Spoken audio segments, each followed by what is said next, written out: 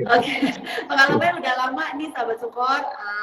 Jadi Mas Aji ini kurang lebih sudah 15 tahun ya di perbankan, kemudian di industri asuransi kurang lebih 3 tahunan sebelum akhirnya join InvestNow ya Mas Aji ya. Iya betul. Aku juga udah kenal Mbak Luli sebelumnya ya. Udah Iya, udah pernah lama ketemu ya. ini Kayaknya gitu kita tadi di kan. bank yang sama Jadi inget, beberapa tahun iya. yang lalu ya. Iya, way back lah gitu. Iya, iya, iya, Oke, iya. oke. Jelas. Jadi hari ini kita ada topiknya tadi sudah tulis ya. Topiknya adalah sell in May and go away. Benar nggak sih ini tentang hal ini gitu ya Mas Adi? Iya, Ya? Sambil kita akan meet up atau mengenalkan Invest Now. Oke. Jadi banyak yang siklus tahunan gitu ya. Salah satunya adalah sell in May and go away ini. Kenapa sih sampai ada istilah ini gitu ya Mas Aji ya. Jadi istilah ini kan sebenarnya merujuk pada salah satu strategi saham gitu ya yang menyarankan investor untuk melepas sahamnya di bulan Mei. Nah, menurut Mas Aji sendiri gimana nih Mas Aji? yes, yes, yes, ya. Kita makasih waktunya Mbak Loli, terus tim Sukor ya. Ini live pertama kita ya dengan investor ya, Iya. yang udah kita set akhirnya bisa dikasih waktu nih sama Sukor. Makasih banyak gitu ya. Semoga bisa terus menerus sampai ada webinar juga nanti ya. Kita sudah punya plan juga ke depannya ya Mbak Loli ya. Ya, ya. Mungkin biar ke materinya gitu ya, kita kan sama-sama tahu lah ya. Sebenarnya kan banyak mungkin orang yang banyak sobat investor, sobat Sukor gitu ya, sobat Sukor juga pengen memutuskan untuk membeli investment gitu ya. Mungkin sekarang lagi bingung nih, masuk sekarang nggak ya? Katanya ada isu itu Xiaomi gue ya, apa tunggu dulu gitu kan, apa bagaimana gitu. Sebenarnya apa sih, bahkan mungkin nggak banyak orang tahu tentang asal muasal dari Xiaomi and Go tersebut kan gitu ya Mbak ya gitu ya. Cuma kita cuma mau info aja sih gitu ya. Jadi sebenarnya apa sih Xiaomi and Go itu? Biasanya ini waktu siklus yang investor yang sudah investment gitu ya, sudah beli saham, sudah beli reksadana gitu ya di pasar di instrumen keuangan itu ya, dia sudah beli di tahun-tahun sebelumnya gitu ya, udah untung, udah oke gitu ya. Nah, Mei ini itu sebenarnya bisa dibilang take profit ya, baru ya, taking profit gitu ya, sama dia wait and see nih gitu. Ada beberapa hal yang para investor wait and see dari segi faktor makro gitu ya. Mereka juga melihat inflasinya bagaimana negara kita ini, suku bunga, terus PDB kita gitu ya, sama penjualan retail. Ini agak sedikit teknis ya gitu ya, tapi saya coba sampaikan lebih asik gitu ya. Terus kreditnya bagaimana gitu ya, sama pergerakan pertumbuhan perbankan kita. Itu untuk mikro. Kalau itu makro. Kalau mikronya adalah gimana nih bagi-bagi dividen perusahaannya gitu, oke nggak dividennya gitu kan, sama laba perusahaannya gimana nih, oke nggak, harusnya oke ya, karena kan sudah bounce back dari COVID kemarin gitu ya gitu. Jadi ya memang ada kecenderungan ke situ gitu, sehingga beberapa atau banyak dari investor itu akhirnya mereka itu hold cash gitu ya, hold cash dengan anggapan siklus tersebut menjadi relevan sekarang, mereka hold back cash dulu gitu kan, ditaruh di instrumen yang safe haven ataupun yang ya kayak deposito ataupun tabungan gitu ya, seperti itu ya gitu kan. Nah, namun kan ternyata kalau misalkan yang ditakuti itu tidak terjadi kan jadinya sayang ya, Betul, baru ya gitu ya. betul, Ya, betul. jadi dana idol kita itu kita taruh di instrumen saving ataupun deposito ya, mungkin saving lah yang menunggu momen gitu ya, kan pasti tidak bisa membit inflasi gitu Mbak Lia ya kan, akhirnya kita malah kegerus, malah jadi berkurang nilainya gitu kan. Nah, sebenarnya apakah benar gitu kan momok tersebut itu, apakah benar gitu, apakah bijak, semuanya kita wait and see dulu. Tapi kah malah jadi kehilangan kesempatan kan gitu ya Mbak Lia gitu ya, Betul, betul, malah kehilangan betul. kesempatan gitu loh gitu kan, malah yang tadinya aware dengan keadaan malah malah dia bisa manfaatkan keadaan, malah bisa invest gitu ya, seperti itu gitu kan. Nah, cuma kalau dari data yang kami peroleh gitu ya dengan tim kami gitu ya, bahkan sebenarnya kalau dari data itu ya, investor asing itu malah beli banyak reksadana obligasi kita loh Mbak. Dari awal Ya. 2023 itu dia terakhir 4 Mei itu sampai dengan 63 triliun. 63 triliun. Masuk ke saham itu hanya 16,2. Jadi masuk ke saham dia cuma 16,2, masuk ke bondsnya itu sampai dengan 63 triliun. Jadi ya sayang ya kalau kita tidak bisa mengendarai itu kan gitu. Betul. Mengendarai itu gitu kan. Nah, gitu dan apalagi kan sekarang US kita sama-sama tahu ya lagi agak galau gitu ya, aduh tahan atau enggak gitu kan. Tapi sepertinya akan menahan suku bunga ya untuk bisa menyelamatkan dia punya posisi gitu ya. Nah, gitu kan. Dan kalau misalkan di akhirnya tahan suku bunga ya berarti responnya dari pasar biasanya adalah harga obligasinya naik gitu kan. Dan kita sebagai investor yang ada kaitannya ke obligasi, berarti reksadana obligasi para tetap, itu pasti juga keikut tergerek naik kan gitu.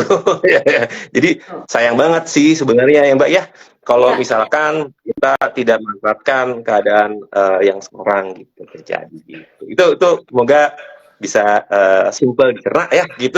Karena kalau pakai ini wah ini gitu gitu gitu. iya, iya. Gitu, gitu Mbak dari kami seperti itu gitu ya. Atau mungkin Mbak Loli dari Ya. Skor ada pandangan yang sama juga atau ada masukan dari pandangan tadi gitu. Ya, setuju sih. Tadi sudah disebutkan juga ya datanya dari Mas Anji gitu ya. Jadi memang di tahun ini ya year to date itu yang masuk ke obligasi itu sudah cukup banyak gitu ya. Jadi memang pada saat pandemi gitu, kalau kita lihat porsi asing di obligasi di Indonesia itu kan sempat turun sekali gitu ya. Turun di sekitar 14% itu di bawah gitu ya, 14,1 gitu. Saat ini memang kalau dibanding waktu posisi tertingginya yang sampai dengan 39% gitu ya, 39%-an, sekarang memang masih rendah, tapi sudah naik. Jadi dari 14%-an sekarang sudah hampir 15%. Karena kan tadi masuknya ada sudah sekitar 60-an triliun gitu ya. Sementara memang di pasar saham sudah mulai masuk juga, tapi belum sederas itu. Nah, efeknya apa gitu? Efeknya memang mungkin beberapa kali kita setiap IG Live gitu ya, terakhir juga kita ada update juga gitu bahwa opportunity-nya waktu itu gitu ya kita lihat di obligasi jangka panjang, which is true gitu ya. Jadi obligasi jangka panjang sudah rally nih, sudah rally yang tadinya itu di kisaran 7%, sekarang itu yieldnya, jadi kalau yield turun artinya harga naik ya, yieldnya itu sekarang tadi pagi itu di sekitar 6,35an. Jadi udah bener-bener Wow. naik banyak gitu ya kalau secara harga. Nah, terus balik lagi ya kalau udah naik terus gimana dong gitu ya. Pasti kan pertanyaannya masih ada kan ya opportunity-nya gitu kan. Nah, kita lihat yang naik itu masih yang panjang. Jadi yang panjang-panjang udah naik duluan, yang pendek belum. Yang pendek sudah naik sih, tapi nggak banyak nih. Berarti kan masih ada opportunity ya, Mas Haji ya. Kan yang kita cari Betul, opportunity kan betul. ya. Jadi yang pendek ini karena belum banyak pergerakan, kalau memang nanti suku bunga sudah mulai turunan, nah kita melihat ada opportunity di situ di yang pendek. Di lain sisi nih, tadi kan memang banyak yang bilang, oke secara historis nih Mei itu ini tadi ada yang menulis nih longsor gitu ya, yang istilahnya yang hebohnya gitu ya. Nah, memang secara 10 tahun terakhir kalau kita lihat Mei itu banyakkan turun gitu. Tapi kan justru ya kalau sudah turun nih sebenarnya opportunity ya. Kalau lagi naik Nah, berarti kan lagi mahal ya. Kalau ini kan sebenarnya lagi turun gitu ya. Maksudnya jadi ada opportunity juga. Nah, secara data historis juga nih dalam 10 tahun terakhir di antara bulan Juni sampai bulan Agustus itu IHSG itu positif. Jadi hijau gitu ya, hijau lawan merah. Kalau Mei memang banyakkan merahnya ya Mas Haji ya. Tapi iya, iya. Juni sampai Agustus itu malahan banyak hijaunya. Kenapa ya? Karena low base kan ya dari yang pada turun gitu. Jadi kalau kita melihatnya sih seperti itu. Dimanapun pasti ada opportunity itu yang harus kita kejar ya, Mas Haji ya. Betul, Ya, betul. Bahkan kita punya IHSG agak ajaib ya. Ya, kita agak khawatir dengan krisis Amerika gitu ya. Sempat turun sedikit malah sekarang bounce back. Ya, agak ajaib ya kita punya ekonomi ya gitu. Tidak terlalu efek gitu ya. Nah, mungkin dalam kesempatan hari ini aku juga mau coba sharing gitu ya. ya, Kebetulan di Investor kami juga punya reksadana, beberapa reksadana unggulan yang suka dikoleksi sama investor kami dan juga tim marketing kami gitu ya. Suka memasarkan dan ada dua produk unggulan yang ajaib nih gitu ya dari support. Jadi saat kemarin itu IISG turun ya, ini Sukor anak pintar nih malah melesat gitu ya.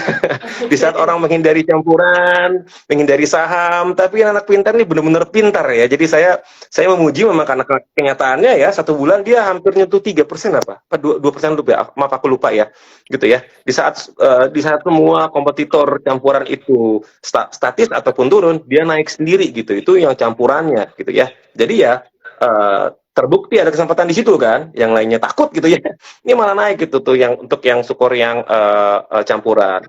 Yang pendapat tetap juga tidak kalah bagus juga tuh yang stable fund ya, Mbak Loli ya gitu. Jadi itu lumayan jadi favorit tuh beli di invest now nih sekarang, banyak yang koleksi itu dan bahkan ada yang top up, bahkan ada yang switch juga ke anak pintar ya gitu. Mungkin aku juga agak penasaran dari Mbak Loli, Sukor mungkin bisa sedikit dijelaskan secara singkat ya, dua produk unggulan yang kebetulan di kami ada ini gitu Mbak Loli. Oke, ya. Jadi kalau tadi kita sudah bahas, jadi opportunity ada di mana gitu ya. Jadi memang kalau anak pintar ini adalah reksadana campuran ya Mas Haji ya. Kalau reksadana campuran itu kan memang masing-masing itu maksimal 79%. Nah, kalau dari tahun-tahun sebelumnya gitu, kalau ngikutin anak pintar dari awal ya, memang sebagian most of the time gitu ya, sahamnya itu lumayan tinggi, jadi di kisaran 70 sampai 75%-an gitu ya kurang lebih. Nah, di tahun ini memang kita bukan merubah strategi enggak, tapi kalau kita kan untuk campuran itu selalu melihat cara makronya gitu ya. Makronya ini kita mau asetnya itu alokasi asetnya di mana, kebanyakan di mana gitu. Nah, kita melihat memang untuk inflasi kan sudah mulai picking up ya, itu dari tahun lalu kita melihat begitu ya, sudah picking up, sudah saatnya untuk turunan gitu ya, mereda gitu, walaupun memang mungkin belum sampai dengan target masing-masing central bank gitu. Nah, di situ kita melihat ada opportunity di obligasi. Jadi makanya kalau dilihat di market sheet gitu ya, yang terakhir misalnya yang April gitu, di posisi obligasinya itu lebih besar daripada biasanya. Di berapa? Di sekisaran 50, jadi kurang lebih 50-50. Jadi dapat dua gitu ya, dapat dari sahamnya, dapat juga dari kenaikan di obligasinya. Nah, kalau dibandingkan dengan saham, misalnya reksadana saham ya, maksudnya ya, kok pas minus, dia minus juga nggak ya? Minus, tapi nggak terlalu dalam. Kenapa? Karena kan memang sebagian ada di obligasi tadi kan. Jadi yang harganya relatif lebih stabil kalau kita bandingkan dengan saham, plus ada kupon.